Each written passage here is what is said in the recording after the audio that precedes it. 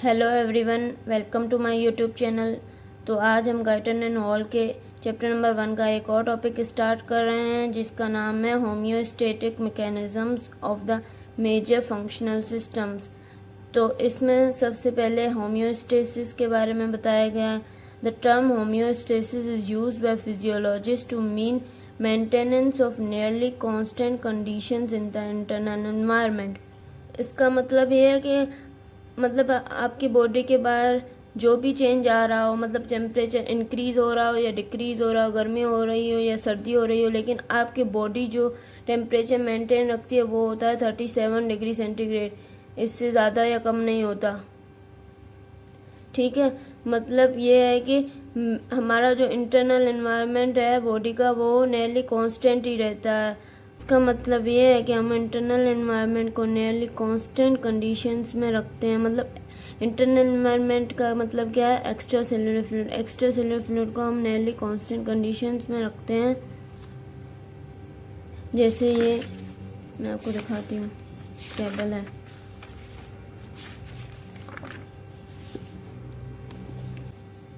ये रहा टेबल। इसमें देखें आप, ये जो नॉर्मल रेंज है इसमें रखते हैं हम नियरली कांस्टेंट कंडीशंस में। जैसे हमारे नॉर्मल वैल्यू है ऑक्सीजन की 40, तो हम इसको नॉर्मल रेंज में रखते हैं 35 से 45 तक। और कार्बन की है 40, तो इसको भी हम 35 से 45 तक रखते हैं। इस तरह आप दूसरी देख लें। Essentially all organs and tissues of the body perform functions that help maintain these relatively constant condition. हमारी बॉडी के तमाम ऑर्गन्स और टिश्यूज़ ऐसे फंक्शन परफॉर्म करते हैं जो इन कांस्टेंट कंडीशंस को मेंटेन रखते हैं। For instance, the lungs provide oxygen to the extracellular fluid to replenish the oxygen used by the cells. मतलब फॉर एग्जांपल ये बताया गया कि जो लंग्स होती हैं वो ऑक्सीजन प्रोवाइड करती हैं एक्स्ट्रा सेलुलर फ्लूइड में ताकि सेल्स को ऑक्सीजन मिल सके। The kidneys maintain constant iron concentrations, और जो किडनीज होती हैं वो आयंस की कंसंट्रेशन को कांस्टेंट रखती हैं।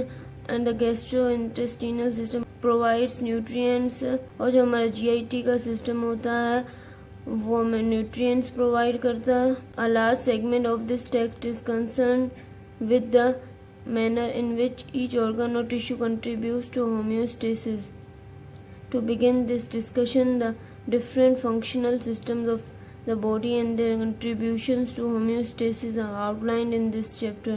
इसमें यह बताया गया है कि हमारे चैप्टर का एक बहुत बड़ा हिस्सा है जो इस बात से कंसर्न है कि हमारे बॉडी का हर ऑर्गन और टिश्यू किस तरह होम्योस्टेसिस को कंट्रीब्यूट करता है।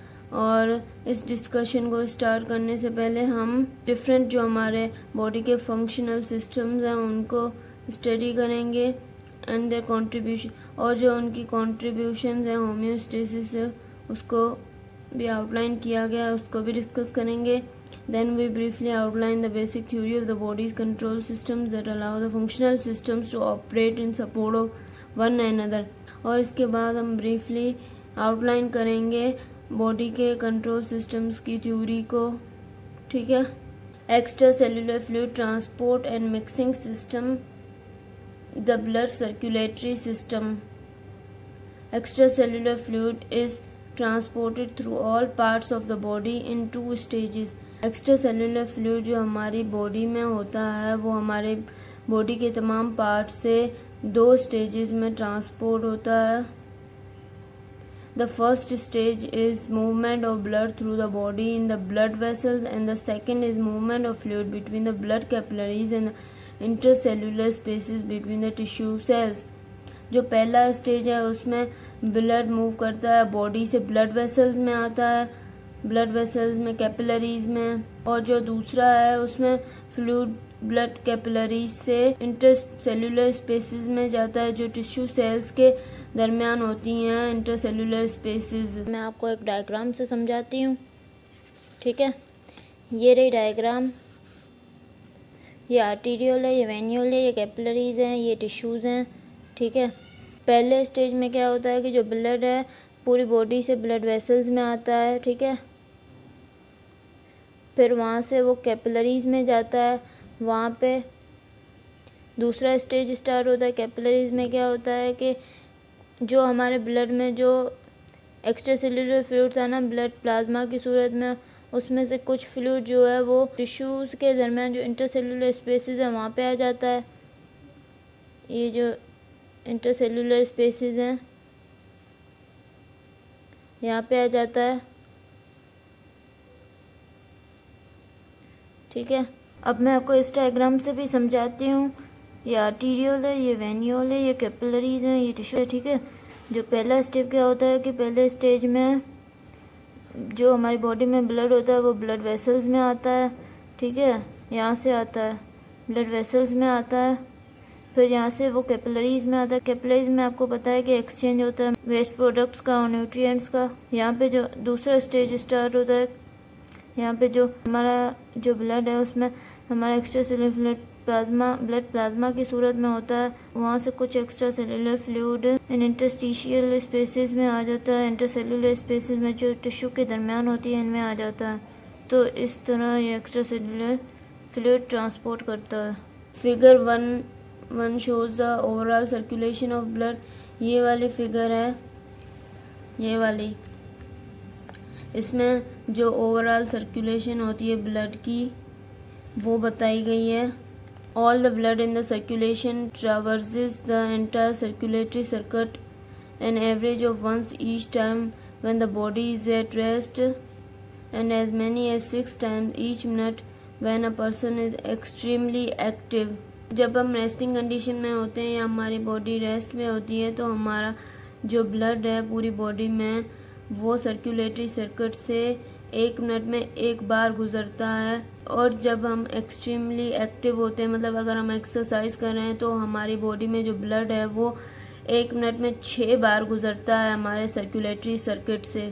As blood passes through the blood capillaries continual exchange of extracellular fluid also occurs between the plasma of the blood and the interstitial fluid that fills the intercellular spaces। अब यहाँ पे देखें आप, हमारा blood जैसे blood capillaries में गुजरता है तो हमारे ब्लड में क्या होता है, ब्लड प्लाज्मा की सूरत में एक्स्ट्रा सेलुलर फ्लूइड होता है।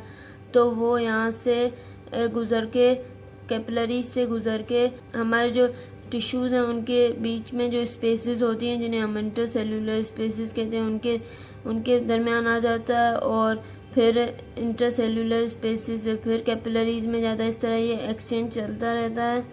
क्योंकि हमारी बॉडी को न्यूट्रिएंट्स चाहिए होते हैं तो वो कैपिलरीज से इंटरस्टिशियल स्पेसेस में आते हैं और जो वेस्ट प्रोडक्ट यहाँ पे होता है जो सेल्स के दरमियान इंटरसेल्यूलर स्पेस में वो कैपिलरीज में जाता है थ्रू टिश्यू फ्लूइड। यहाँ पे भी यही बात की गई है कि जब हमारा ब्लड कैपिलरी से गुजरता है तो एक्स्ट्रा सेल्यूलर फ्लूइड का कंटिन्यूअल एक्सचेंज होता है। मतलब कि हमारा जो प्लाज्मा पोर्शन होता है ब्लड का और जो हमारा इंटरस्टिशियल फ्लूइड होता है, जो हमारे टिश्यूज़ के दरमियान जो इंटरसेल्यूलर स्पेसेस होती हैं वहाँ पे वो कंटिन्यूअली एक्सचेंज होता रहता है। This process is shown in the figure 1। ये अभी मैंने आपको समझाया ना, ये बता रहे हैं कि इसमें शो किया गया है ये process. The walls of the capillaries are permeable to most molecules in the plasma of the blood with the exception of plasma protein molecules. जो हमारी कैपिलरीज की वॉल्स होती हैं वो प्लाज्मा, जो ब्लड का प्लाज्मा है उसमें जो मॉलिक्यूल्स होते हैं उनसे most of the molecules permeable हैं, बट एक एक्सेप्शन दी गई है प्लाज्मा प्रोटीन मॉलिक्यूल्स की, वो यहाँ से परमिएबल नहीं है। Which are too large to readily pass through the. Plasma protein की साइज बहुत बड़ी होती है इसलिए वो आसानी से यहाँ से गुजर नहीं सकते। Therefore, large amounts of fluid and its dissolved constituents diffuse back and forth between the blood and the tissue spaces as shown by the arrows। इसलिए लार्ज अमाउंट फ्लूइड का और उसमें जो डिजॉल्व कंस्टिट्यूएंट है वो ही डिफ्यूज़ कर सकते हैं बैक एंड फोर्थ। मतलब ये एरो से दिखाया गया है कि ये यहाँ से कैपिलरी से इंटरस्टिशियल स्पेसेस में चीज़ें डिफ्यूज़ कर रहे हैं और फिर यहाँ से इंटरस्टिशियल स्पेसेस से वापस कैपिलरीज में जा रही हैं। मतलब जो न्यूट्रिएंट्स होते हैं वो कैपिलरी से टिश्यू स्पेसेस में आ जाते हैं और जो वेस्ट प्रोडक्ट होता है टिश्यू स्पेसेस से वापस कैपिलरीज में जाता है। This process of diffusion is caused by kinetic motion of the molecules in both the plasma and the interstitial fluid ये जो डिफ्यूजन हो रही थी जो प्लाज्मा और इंटरस्टिशियल फ्लूइड के दरमियान, ये काइनेटिक मोशन की वजह से होती है। इंटरस्टिशियल फ्लूइड क्या होता है, जो टिश्यूज के दरमियान फ्लूइड होता है उसको हम इंटरस्टिशियल, ये वाला यहाँ पे जो फ्लूइड होता है यहाँ पे, इसको हम बोलते हैं इंटरस्टिशियल फ्लूइड।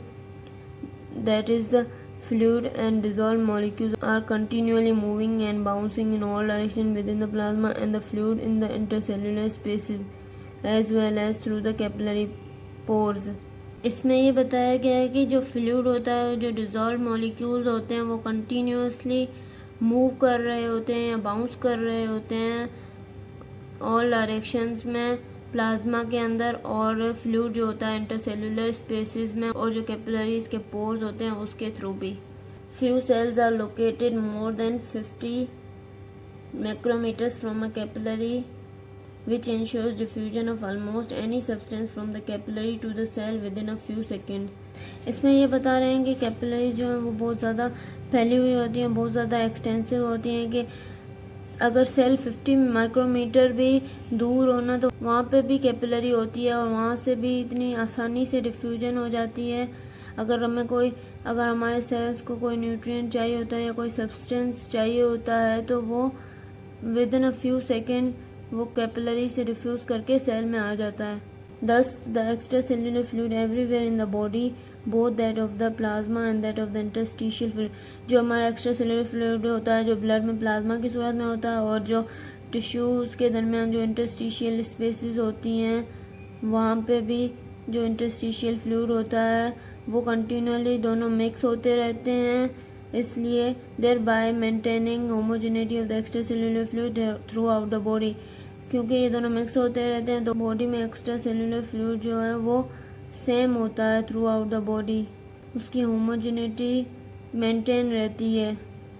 अगर आपको मेरा लेक्चर पसंद आया है तो प्लीज़ मेरे चैनल को सब्सक्राइब करें, लाइक करें और बेल आइकन को प्रेस करें। Thank you.